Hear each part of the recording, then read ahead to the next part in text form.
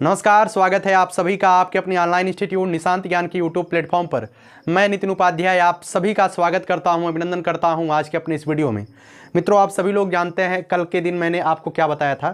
CDP की 11वीं class में, शायद 11वीं थी या 12वीं थी, उस क्लास में मैंने आपको जो है प्रमुख शिक्षण विधियों के जनक के बारे में आपको बताया था। ये सभी classes UP TET special CDP के नाम से चलाई जा रही हैं।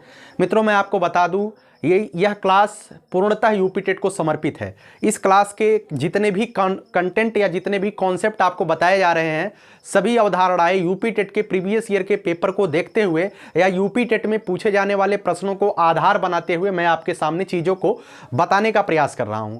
आज की इस कड़ी में हम पहुंचे हैं सूक्ष्म शिक्षण की तरफ। मैंने बताया था कि माइक्रो टीचिंग के जनक कौन है, कल मैंने बताया था, उसमें मैंने लिखाया था कार्ल ब्रूस, है ना, बुश साहब को मैंने दिखाया था, लेकिन कहीं कहीं पर बुश है और कहीं कहीं पर डी एलन महोदय हैं। ठीक है, मुझे काफी जगहों पर एलन महोदय का नाम मिला है, क्योंकि सबसे पहले एलन महोदय ने ही 1963 में सूक्ष्म शिक्षण का नामकरण किया था। और काफी, अभी तो कभी एग्जाम में आया नहीं है सूक्ष्म शिक्षण के प्रतिपादक कौन है, लेकिन आपकी परीक्षा में डी एलन अगर दिए रहेंगे तो बुश साहब का नाम नहीं दिया होगा। ठीक है, लेकिन अगर दोनों का नाम दिया है तो आप जो है डी एलन को सही मानिएगा, क्योंकि डी एलन का नाम काफी बुकों में, मैंने अधिकांशतः बुकों में देखा है। ठीक है, लेकिन बुश साहब का नाम भी इसमें जोड़ा जाता है। ठीक है, क्योंकि सूक्ष्म शिक्षण के प्रतिपादक के तौर पे काफी जगह पे मैंने इस पे मतलब कि लोगों के बीच जो है एक समानता नहीं देखा, इस वजह से दोनों चीजें मैं आपको बता रहा हूं। कल मैंने प्रश्नोत्तर विधि के जनक को गलत लिख दिया था, वो मानवीय भूल हो सकती है या कुछ भी आप मान सकते हैं। प्रश्नोत्तर विधि के जनक सुकरात हैं और आप सुकरात को सही मानिएगा। ठीक, चलिए इस वीडियो की शुरुआत करते हैं। आप सभी लोग अपने प्रशिक्षण के दौरान माइक्रो टीचिंग जरूर करते होंगे। वह माइक्रो टीचिंग करने की आवश्यकता क्यों होती है मैं बता दूं, आप भी खुद जानते होंगे कि माइक्रो टीचिंग, सूक्ष्म शिक्षण आपको जो है आपके अध्यापक बनने की कौशलता को बढ़ाने के लिए किया जाता है। आज वर्तमान में हम आपके बीच पढ़ा रहे हैं, टीच कर रहे हैं, आपको टीच कर रहे हैं, तो मेरा सबसे बड़ा टारगेट यही होता है कि हम आपको कम से कम समय में कितना ज्यादा से ज्यादा कंटेंट दे दें। ठीक है, वही अध्यापक एक बेहतर अध्यापक के तौर पे माना जाता है जो कम से कम समय में ज्यादा से ज्यादा कंटेंट और ज्यादा से ज्यादा संप्रत्यात्मक अवधारणाएं अपने बच्चों के दिमाग में स्थापित कर पाए। एक बेहतर शिक्षक की निशानी यही होती है। तो आप सूक्ष्म शिक्षण करते हैं, क्यों करते हैं आप सभी लोग जान गए। अध्यापक वाली कौशलता को बढ़ाने के लिए आप सूक्ष्म शिक्षण का प्रयोग करते हैं। सूक्ष्म शिक्षण में कौन कौन से पहलू आपकी परीक्षा के लिए इंपॉर्टेंट है, सूक्ष्म शिक्षण आप करते होंगे। अगर आप डीएलएड कर रहे हैं तो आप आखिरी के 1 महीने सूक्ष्म शिक्षण जरूर करते हैं। आप बीएड कर रहे होंगे तो बीएड भी करते वक्त आप सूक्ष्म शिक्षण जरूर करते हैं। ठीक है, तो सूक्ष्म शिक्षण आप क्यों करते हैं आप इसे जान लिए। लेकिन सूक्ष्म शिक्षण से संबंधित कौन कौन से पहलू हैं जो आपकी यूपी टेट के एग्जाम में या स्टेट के एग्जाम में पूछे जा सकते हैं, विशेष करके मैं इस बारे में आपसे चर्चा करने वाला हूं। देखिएगा, सूक्ष्म शिक्षण को हम माइक्रो टीचिंग बोलते हैं और इसके प्रतिपादक आप जानिएगा डी एलन महोदय हैं, इस बात को ध्यान रखिएगा। आगे बात करते हैं, अमेरिका के स्टैनफोर्ड विश्वविद्यालय में 1963 में सर्वप्रथम सूक्ष्म शिक्षण का नामकरण किया गया था, या यूं कहें तो 1963 में सर्वप्रथम अमेरिका के स्टैनफोर्ड विश्वविद्यालय में इसका प्रयोग ही किया गया था। नामकरण भी इन्होंने ही किया था, प्रयोग भी इन्होंने ही किया था। ठीक है, डीएलएन के बारे में इतनी जानकारी है जो कि आपको विशेष जानकारी के तौर पे डिनोट करके नोट्स बुक में जरूर लिखना है। आगे बात करते हैं परिभाषा। इसकी मित्रों परिभाषा क्या है, इसकी परिभाषा डी एलन महोदय ने दिया है, सूक्ष्म शिक्षण समस्त शिक्षण का छोटी क्रियाओं में बांटना है। ठीक है, जैसे मैं आपको पढ़ाने आता हूं, जैसे आप तो बड़े बच्चे हैं, आपके बीच में पढ़ाने आता हूं तो कोई भी लेसन प्लान नहीं, कोई कुछ नहीं, डायरेक्ट अपनी चीजों को जो है आपके बीच मतलब व्हाइट बोर्ड पर लिखता हूं, उसके बाद आपको बताने का प्रयास करता हूं। लेकिन आप बच्चों के बीच, अगर छोटे छोटे बच्चों के बीच जा रहे हैं तो उनको पढ़ाने से पहले आपको जो है एक प्लान के तौर पर जाना पड़ेगा, क्योंकि बच्चा तो बच्चा है, वो बंदरगिरी जरूर करेगा, वो उछले कूदेगा जरूर। अगर बच्चे को आपको समझाना है और अच्छी तरीके से पढ़ाना है तो एक प्लान, एक योजना के अनुसार आप जब कक्षा में जाएंगे तो आप बच्चे को अधिक से अधिक समझा पाएंगे। ठीक है, तो वही है कि जितनी चीजें, मतलब शिक्षण, जितने देर में आप शिक्षण करते हैं, सूक्ष्म शिक्षण का मतलब यही होता है कि जितना आप टीच करते हैं उसको जो है अलग अलग पार्टों में टूट करके, अलग अलग पार्टों में तोड़ करके बच्चों को एक प्लान के तहत सिखाया जाए, जिससे बच्चा एक बेहतरीन तरीके से सीख पाए। ठीक है, तो बच्चा क्या होता है, बंदर के समान होता है, और बंदर को सिखाना बहुत मुश्किल का काम होता है। उसके लिए जरूरी है कि आप जो है एक योजना के आधार पर अपनी क्लास में जाएं। ठीक है, वही योजना आपके बीच बनाई गई है। इसके माध्यम से कम समय में अधिक दक्षता प्रदान करना है। बिल्कुल, इसके माध्यम से बच्चों को कम से कम समय में ज्यादा से ज्यादा कंटेंट प्रोवाइड कराया जाए, यही इसका टारगेट होता है। आगे बात करते हैं विशेषता या शिक्षकों के कौशल को बढ़ाने के लिए प्रयोग किया जाता है। विशेषता जो सूक्ष्म शिक्षण होता है यह बच्चों के कौशल को नहीं बढ़ाता है, यह शिक्षक केंद्रित होता है, ना कि बालक के लिए। यह जो सूक्ष्म शिक्षण की प्रक्रिया होती है, आपको टीचर बनने से पहले, अर्थात आप जब प्रशिक्षण ले रहे होते हैं उसके पहले आपको जो है आपकी कौशल को बढ़ाने के लिए प्रयोग किया जाता है। तो अगर आपसे पूछा जाए जो सूक्ष्म शिक्षण होता है यह बाल केंद्रित होता है कि शिक्षक केंद्रित होता है, तो यह शिक्षक केंद्रित होता है, क्योंकि इसमें जो है शिक्षक की कौशलता को बढ़ाने पर जोर दिया जाता है। ठीक है, तो उम्मीद करता हूं यह समझ गए होंगे कि यह महत्वपूर्ण पॉइंट है, शिक्षण केंद्रित है, बाल केंद्रित है। ठीक, शिक्षक की कौशल को बढ़ाने के लिए इस पर विशेष जोर दिया जाता है सूक्ष्म शिक्षण में। जैसे श्यामपट्ट पर लिखना, अब श्यामपट्ट पर कैसे लिखा जाता है, आप जब कभी प्रशिक्षण के दौरान आप जब कभी श्यामपट्ट पर लिखे ही नहीं रहेंगे, पहली बार आप मास्टर बन के अपनी क्लास में जाएंगे, लिखेंगे यहां से समाप्त यहां पे करेंगे, ठीक है, तिरछा आप लिखेंगे, तो श्यामपट्ट कौशल को बढ़ाने के लिए इसका प्रयोग किया जाता है। उसके बाद प्रश्न पूछना, प्रश्न क्या पूछना है, बच्चे के बीच आप जाएंगे, आप पूछेंगे कि आपके घर में शाम को कौन सा नाश्ता बना है ना, इतनी टाइम कौन सा टिफिन में लेकर के आए हो, अच्छा बताओ आपके पापा क्या करते हैं। ऐसे प्रश्न नहीं पूछने हैं ना, क्लास में क्लास की जो इंपॉर्टेंट चीजें चल रही हैं उससे रिलेटेड क्वेश्चन करने हैं। अगर उसमें यह तर्क नहीं आ रहा है कि आपके पिताजी करते क्या है, तो प्रश्न आप मतलब गैर उदाहरण से संबंधित प्रश्न ना पूछे बच्चों से, जो चीजें क्लास में चल रही हो उससे संबंधित ही प्रश्न पूछना है। नहीं तो आप टीचर बन गए मतलब संस्था हो गए, बच्चा सामने बैठा है उससे पूछो बेटा टिफिन खोल खा लाए हो, है ना, हमारे प्राइमरी में ऐसे चलता है, टिफिन खोल खा लाए, ऐसा देखते हैं। तो जो चीजें चल रही हो ना उसी से संबंधित प्रश्न अगर बच्चों से पूछेंगे तो ऐसे कौशल का विकास आपके प्रशिक्षण के टाइम में ही किया जाता है। ठीक है, आगे बात करते हैं सूक्ष्म शिक्षण की कितनी अवस्थाएं हैं। इसकी 3 अवस्थाएं हैं, ध्यान रखिएगा, अच्छी तरीके से ध्यान रखिएगा। सूक्ष्म शिक्षण की 3 अवस्थाएं हैं। ठीक है, कौन कौन सा है, एक है ज्ञान अर्जन, इसका महत्वपूर्ण बिंदु होता है ज्ञान का अर्जन करना। भाई जब किसी चीज को आप पढ़ाने जा रहे हैं, जैसे मैं आपको सूक्ष्म शिक्षण पढ़ाने के लिए आया, मैं सूक्ष्म शिक्षण बहुत पहले से नहीं पढ़ के बैठा था, इसके पहले मैंने ज्ञान अर्जन किया, रिसोर्सेज के माध्यम से, संसाधनों के माध्यम से सबसे पहले मैसेज समाहित किया और व्हाइट बोर्ड पर लिखा, और उसके बाद इसके बारे में जाना। ऐसा तो है नहीं माँ के गर्भ से मैं पढ़ करके आया, इसे जाना, इसे समझा और इसके बाद मैं आपके सामने ला रहा। सबसे पहले ज्ञान अर्जन करना, उसके बाद कौशल अर्जन करना। लगातार इतने दिन से मैं पढ़ा रहा हूं तो कहीं ना कहीं मेरी कौशल, मेरी जो स्किल है वो लगातार इंप्रूव कर रही है, इसे कौशल अर्जन बोलते हैं। आगे बात करते हैं स्थानांतरण। जब मेरे पास सारी चीजें, ज्ञान हो जाएगा, कौशल हो जाएगा, उसके बाद ही मैं अपने ज्ञान का स्थानांतरण कर पाऊंगा। अगर मुझे बोलना ही नहीं है, मैं आऊँ ऐसे मूडी करके वो कर रहा हूँ, तो आपको समझ में आएगा नहीं आएगा ना। तो स्थानांतरण तभी हो पाएगा जब मेरे पास ज्ञान रहेगा, मेरे पास कौशल रहेंगे, स्किल्स रहेंगे, बोलने की कला रहेगी।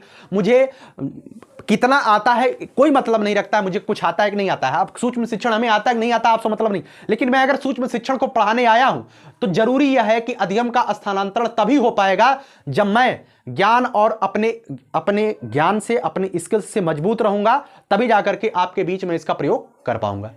ठीक है, चलिए, स्थानांतरण तभी होगा ना अगर आपको कुछ आता ही नहीं है, आपके पास कोई स्किल्स ही नहीं है, तो आपका स्थानांतरण कैसे होगा, आप बच्चों के बीच कैसे पहुंचेंगे, अपने ज्ञान को कैसे ट्रांसफर करेंगे। यही होता है ज्ञान अर्जन, कौशल अर्जन, स्थानांतरण अर्जन। इसके 3 अवस्थाएं होती हैं, ज्ञान, कौशल, स्थानांतरण। ज्ञान, कौशल, स्थानांतरण, ये इंपॉर्टेंट है, आपकी परीक्षा में आ सकता है। सूक्ष्म शिक्षण से प्राप्त विभिन्न कौशल कौन कौन से हैं, क्या क्या कौशल मिलते हैं। श्यामपट्ट कौशल मिलता है, पुनर्बलन कौशल मिलता है। पुनर्बलन मतलब शाबाशी, पुनर्बलन मतलब क्या होता है, शाबाशी। आप समझते हैं, आप डीएलएड कर रहे हैं, समझते हैं। मतलब स्किनर साहब ने पुनर्बलन का प्रतिपादक थे, स्किनर साहब, वो कहते हैं कि बच्चों को जो है पुनर्बलन देना चाहिए, लेकिन पुनर्बलन को मतलब शाबाशी हमेशा नहीं। कोई बच्चा एक ही प्रश्न, सूक्ष्म शिक्षण के कितने सोपान हैं, अगर आपसे क्वेश्चन पूछा जाए, यहां से क्वेश्चन जरूर आता है। सूक्ष्म शिक्षण के 6 सोपान है, इस बात को ध्यान रखिएगा। जब आप क्लास में जाएंगे तो उसके पहले सबसे पहला कार्य क्या करेंगे, आप सबसे पहले पाठ योजना बनाएंगे कि आज बच्चों को क्या क्या पढ़ाना है, क्या क्या पढ़ाना है बच्चों को, सबसे पहले आप उसे लिख करके लेकर जाएंगे। ठीक है, तो पाठ योजना का निर्माण करेंगे। उसके बाद आप जो है कक्षा शिक्षण करेंगे। यहाँ से क्वेश्चन पूछा जाता है कि आप पहली बार जब क्लास में जाते हैं, पाठ योजना निर्माण के बाद कितने मिनट तक आप बच्चों को पढ़ाएंगे, तो 6 मिनट तक आप बच्चों को पढ़ाएंगे। ठीक है, उसके बाद जैसे ही आप बच्चों को पढ़ा करके किसी टॉपिक पर छूटते हैं, मतलब क्लास पहली बार आप पढ़ाते हैं, तो उसके बाद आपका दायित्व बनता है बेटा उसमें से क्वेश्चंस पूछो। तो प्रतिपुष्टि मतलब फीडबैक लेना, बच्चों से फीडबैक लेना, बेटा मतलब उसमें से क्वेश्चन पूछिए। तो 6 मिनट यह काम आपको करना है। उसके बाद जो है पुनः पाठ योजना। अगर बच्चा नहीं समझ पाया है तो आप पुनः अपनी योजना में परिवर्तन करिए। कहाँ मैं गलती कर रहा हूँ, बच्चे की कभी कोई गलती नहीं होती है, गलती केवल और केवल आपकी होती है, आपके पढ़ाने में, आपके स्किल्स में प्रॉब्लम हो सकती है। तो आप अपने अंदर सुधार लाइए, क्या आपको बेहतर करना चाहिए, किस शिक्षण विधि का, किस टीएलएम का प्रयोग करके बच्चों को सिखाना है। तो पुनः जो है आप पाठ योजना का निर्माण करेंगे 12 मिनट। यही सबसे ज़्यादा इंपॉर्टेंट है कि सूक्ष्म शिक्षण में पुनः पाठ योजना का निर्माण कब कितने मिनट में किया जाता है, 12 मिनट में किया जाता है, ठीक है। फिर जो है फिर आप पाठ योजना बनाने के बाद पुनः जो है शिक्षण करेंगे 6 मिनट, और उसके बाद पुनः प्रतिपुष्टि लेंगे, अंतिम में फीडबैक लेंगे 6 मिनट के लिए, ठीक है। तो ऐसा आपको करना है। अब आप कैसे कैसे याद करेंगे, सबसे पहले लेसन प्लान बनाएंगे, उसके बाद आप कक्षा में जाकर के टीच करेंगे, टीच करने के बाद बच्चों से फीडबैक लेंगे, फीडबैक लेने के बाद क्या करेंगे, फीडबैक आपने ले लिया, फिर रीप्लान बनाएंगे, ठीक है। क्या गलती हुई है फिर से आपको प्लान बनाना है, उसके बाद आपको फिर से टीच करना है, ठीक है, फिर से आपको टीच करना है, उसके बाद फीडबैक करना है। सभी 6-6 मिनट के हैं लेसन। इसमें प्लान कुल टोटल कितने मिनट के होते हैं, ध्यान रख लीजिएगा। टोटल आपको कक्षा शिक्षण कितने, माइक्रो टीचिंग कितने मिनट का करना है, 36 मिनट का, ठीक है। इसमें जो पहला प्लान है, पहले जब आप लेसन प्लान बनाते हैं तो इसका कोई समय नहीं निर्धारित किया गया है, बाकी के समय निर्धारित हैं। टीच करेंगे 6 मिनट, फीडबैक करेंगे 6 मिनट, रीप्लान जब आप बनाएंगे तो 12 मिनट का बनाएंगे, ठीक है। एक क्वेश्चन आता है, उसके बाद रीटीच करेंगे 6 मिनट, उसके बाद फीडबैक लेंगे 6 मिनट, 6-6 12, 12-12 24, 36-6 36, टोटल 36 मिनट की आपका घंटा चलेगा। पढ़ाई आपको 36 मिनट में करानी है, यही आपका होता है माइक्रो टीचिंग। माइक्रो टीचिंग का मतलब क्या होता है, माइक्रो टीचिंग से क्या क्या लाभ होते हैं, तो उम्मीद है आप समझ गए होंगे, है ना। उम्मीद है अच्छी तरीके से आप समझ गए होंगे, और आप नोट से जरूर बनाइएगा। हाँ, चलिए आगे हम बताते हैं मित्रों, सारी चीज़ें आप लिख लीजिएगा। हाँ, आगे हम बताते हैं अधिगम के स्थानांतरण। बहुत छोटा सा टॉपिक है और इसमें बहुत ज़्यादा आपको नहीं लिखना है, बस आपको जानकारी ले लेनी है, क्योंकि यहाँ से क्वेश्चन हो सकता है कि आपके यूपी टेट में पूछ ले।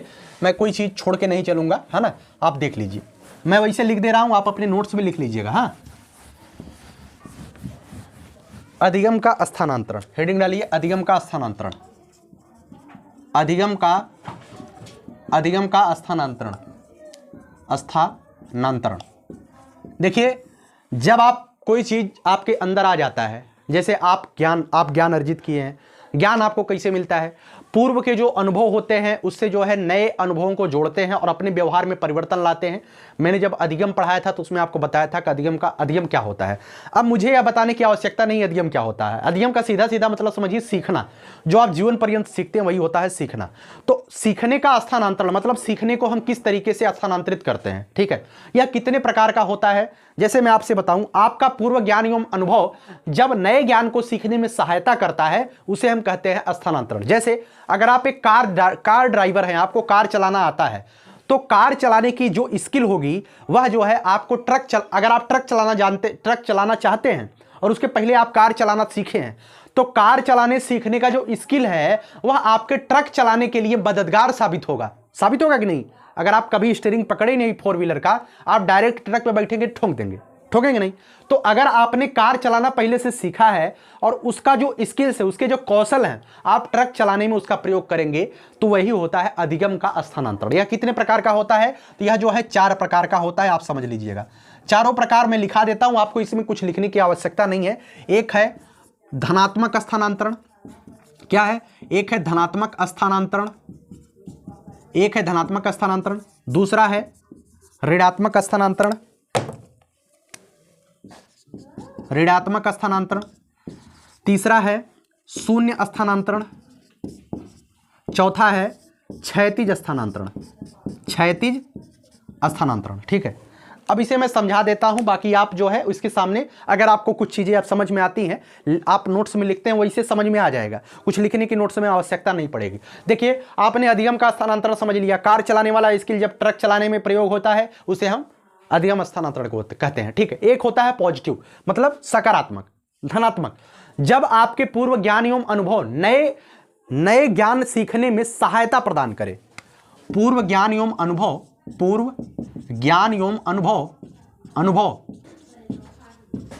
जब नए ज्ञान सीखने में सहायता प्रदान करे, तो उसे क्या कहेंगे, उसे कहेंगे धनात्मक स्थानांतरण, ठीक। क्या कहेंगे, धनात्मक स्थानांतरण। जैसे वही उदाहरण मैं देता हूँ, वही उदाहरण है। जैसे आपने जो है कार चलाने का अनुभव जो है ट्रक चलाने में प्रयोग कर लिया, तो वह होगा आपका पॉजिटिव, धनात्मक स्थानांतरण। अगर कार चलाने से आपको जो है ट्रक चलाने में प्रॉब्लम आ जाती तो उसे कहते ऋणात्मक स्थानांतरण। क्या कहते? ऋणात्मक स्थानांतरण।